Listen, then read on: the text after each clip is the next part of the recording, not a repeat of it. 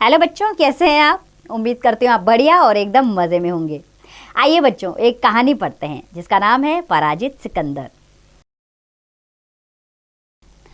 तो बच्चों, हमारी कहानी का नाम है पराजित सिकंदर। इस कहानी में हम जानेंगे सिकंदर पराजित कैसे हो गया। वो तो विश्व विजय पर निकला था।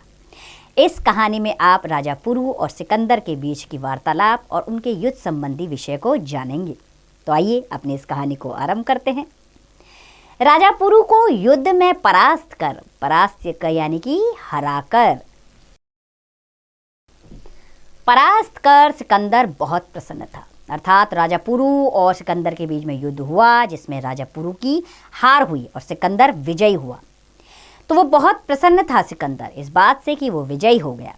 उसके सैनिक शिविर में जश्न मना रहे थे। शिविर क्या होता है? युद्ध समय में जो टेंट लगाए जाते हैं उन्हें शिविर कहते हैं। और जश्न यानी कि उत्सव मना रहे थे। अब जीत की खुशी में सारे सैनिक जश्न मना रहे थे। सिकंदर स्वयं भावी युद्ध की योजना बना रहा था। भावी यानी कि आने वाले युद्ध की। सिकंदर अगले युद्ध की योजना बना रहा था। 3 दिन तक खुशियां मनाने के बाद चौथे दिन सिकंदर ने अपने सेनापति को बुलाया और कहा, मैंने इस विशाल देश का कुछ भी नहीं देखा है। सिकंदर ने कहा, इतना विशाल देश है लेकिन मैंने तो कुछ भी नहीं देखा यहाँ पर। मैं आसपास के इलाके देखने जा रहा हूँ। सिकंदर ने कहा, मैं यहाँ आसपास के इलाके देखने के लिए जा रहा हूँ। उसने अपने सेनापति से कहा ऐसा। आप थोड़ी देर ठहरें, मैं कुछ चुने हुए सैनिकों को लेकर आपके साथ चलता हूँ। सेनापति ने कहा, नहीं, मैं अकेले जाना चाहता हूँ। मैं नहीं चाहता कि कोई मेरे साथ चले। यह कहकर सिकंदर ने साधारण कपड़े पहने और घोड़े पर सवार होकर निकल पड़ा। चारों ओर घनघोर अंधेरा था, यानी कि चारों तरफ अंधेरा ही अंधेरा था। युद्ध में मारे गए लोगों के घरों में वीरानी छाई हुई थी। वीरानी यानी कि सन्नाटा, क्योंकि वहां शोक मनाया जा रहा था। सिकंदर काफी समय तक इधर उधर घूमता रहा लेकिन उसे कहीं कोई आदमी दिखाई नहीं पड़ा। चारों ओर तबाही और बर्बादी थी। तबाही यानी कि विनाश, अर्थात उसको वहां कोई लोग ही नजर नहीं आ रहे थे। चारों तरफ तबाही के निशान नजर आ रहे थे। थोड़ी देर में सिकंदर घूमता घामता नदी के किनारे पहुंचा। वहां उसे धुनी रमाए कुछ साधु दिखाई पड़े। धुनी रमाए यानी कि अपने धुन में बैठे हुए। तो वहां उसको कुछ साधु दिखाई दिए। साधु केवल लंगोट पहने हुए थे। जाड़े की ठंडी रात में साधुओं को केवल लंगोट में देखकर सिकंदर को बड़ा आश्चर्य हुआ। वह सोचने लगा, शायद ये बेचारे बहुत गरीब हैं, इनके पास पहनने के लिए कपड़े नहीं है, इसलिए आग जलाकर उसके चारों ओर बैठे हैं। साधुओं की ऐसी दशा में को देखकर सिकंदर का हृदय पिघल गया। उसने सोचा, मुझे इनके लिए कुछ करना चाहिए। यह सोचकर वह अपने शिविर में लौट आया और सेनापति से बोला, कुछ कपड़ों का तुरंत प्रबंध करो। प्रबंध यानी कि इंतजाम करो। प्रबंध का अर्थ होता है बच्चों इंतजाम। तो सिकंदर वापस लौटा अपने शिविर में और सेनापति को कहा, तुरंत कुछ कपड़ों का इंतजाम करो, मुझे अभी उनकी आवश्यकता है। सेनापति बोला, राजन, इतनी रात को कंबल और ऊनी कपड़े कहाँ मिलेंगे? सिकंदर ने क्रोध में कहा, यह सब मुझे नहीं पता, मेरी आज्ञा का तुरंत पालन हो। अभी 3 दिन पहले हमें लूटपाट में काफी कंबल मिले थे, वह सब कहाँ हैं? तो सिकंदर ने कहा, अभी तो हमने इतना लूटपाट की जिसमें कंबल वगैरह मिले, कहाँ है वो सब? थोड़ी देर में सिकंदर के सामने कंबल और ऊनी कपड़ों का अंबार लग गया। अंबार यानी कि ढेर लग गया। सिकंदर ने उनमें से कुछ कंबल और ऊनी कपड़े अलग करके घोड़े पर लादे। घोड़े को लेकर वह तुरंत साधुओं के पास पहुंचा। साधु ध्यान में मग्न थे। सिकंदर उनके पास खड़ा था। थोड़ी देर बाद साधुओं का ध्यान टूटा और उन्होंने आंखें खोली। घोड़े पर लदे सामान को देखकर साधुओं को किसी प्रकार की प्रसन्नता या हैरानी नहीं हुई। साधु किसी प्रकार से प्रसन्न नहीं लग रहे थे। यह देखकर सिकंदर आश्चर्य में पड़ गया। वह सबसे वृद्ध साधु के पास जाकर बोला, महाराज, इधर आकर देखिए, मैं आप लोगों के लिए क्या लाया हूं। युवक, तुम क्या चाहते हो? मैं तुम्हारे लिए क्या कर सकता हूं? साधु ने शांत भाव से पूछा। मतलब वृद्ध साधु ने कहा, युवक तुम क्या चाहते हो, मैं तुम्हारे लिए क्या करूं? यह सुनकर सिकंदर स्तब्ध रह गया। स्तब्ध यानी कि एकदम खड़ा का खड़ा, बिना बोले, खामोशी के साथ उन्हें देखता रह गया। उसने कहा, महाराज मैं यहाँ कुछ मांगने नहीं बल्कि कुछ देने आया हूँ।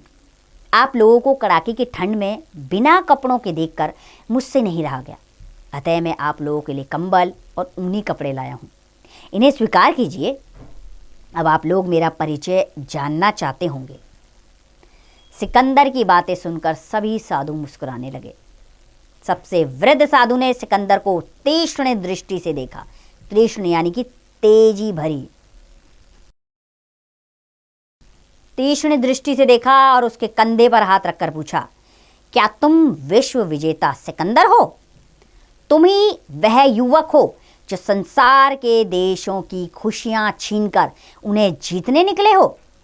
तुम स्वयं बताओ कि एक लुटेरा किस प्रकार एक ही साथ विजेता और दाता बन सकता है। दाता यानी कि दानवीर। उस वृद्ध साधु ने कहा, तुम वही सिकंदर हो ना जो लोगों को मार रहे हो, मार काट मचा रहे हो, लूटपाट कर रहे हो? तुम बताओ एक लुटेरा एक दाता यानी कि देने वाला कैसे बन जाएगा? सिकंदर को प्रश्न का कोई उत्तर नहीं सूझा। उसने जीवन में कभी ऐसे लोगों को नहीं देखा था। वृद्ध साधु बोलता गया, युवक यदि तुम वास्तव में विश्व विजेता बनना चाहते हो तो लोगों के हृदयों को जीतने का प्रयत्न करो, उन्हें खुशियां दो, ना कि उनकी खुशियां छीनो। हम लोग साधु हैं और हमें सांसारिक खुशियों से कुछ लेना देना नहीं है। हम लोगों को कुछ भी नहीं चाहिए। हाँ, यदि तुम्हें कुछ चाहिए तो बोलो, हम तुम्हें देने का प्रयत्न करेंगे। वृद्ध साधु ने कहा, सिकंदर अगर विश्व विजेता बनना चाहते हो तो लोगों के दिलों को जीतना सीखो। सिकंदर अवाक खड़ा साधुओं को देखता रहा। अवाक यानी कि बिना बोले खड़ा रहा। उसने अभी अभी जो कुछ सुना था उस पर विश्वास नहीं हो रहा था। अब उसे अपनी भूल का एहसास हो रहा था। असहाय स्त्रियों, मासूम बच्चों की भीषण चित्कारें यानी कि जोर जोर से चिल्लाने की आवाजें। ये चित्कारें उसके कानों में गूंजने लगी। लूटपाट और मारधार के दृश्य उसकी आंखों के सामने नाचने लगे। वह बेचैन हो गया। उसने झुककर साधुओं को प्रणाम किया और बोला, महाराज आज तक मैं किसी युद्ध में पराजित नहीं हुआ, परंतु आप लोगों के सम्मुख आज मैं पराजय स्वीकार करता हूं। मुझे मेरे अपराधों के लिए क्षमा करें। सिकंदर समझ गया था कि युद्ध में जीत नहीं होती है। यह कहकर सिकंदर अपने शिविर की ओर चल पड़ा। उसी रात उसने घोषणा की, हम लोग प्रातः स्वदेश लौट जाएंगे। मैं अब विश्व विजेता नहीं बनना चाहता। सिकंदर जान चुका था कि लोगों को मारकर विश्व नहीं जीता जा सकता। विश्व को जीतना है तो लोगों के हृदय को जीतना होगा। ये अब सिकंदर समझ चुका था, इसलिए वह वापस अपने देश लौट गया। तो बच्चों, ये कहानी थी सिकंदर की, जो विश्व विजेता बनने निकला था, लेकिन एक छोटी सी घटना ने उसके पैर वापस खींच लिए और उसे जीवन समझ में आने लगा कि जीवन का असली नाम क्या है।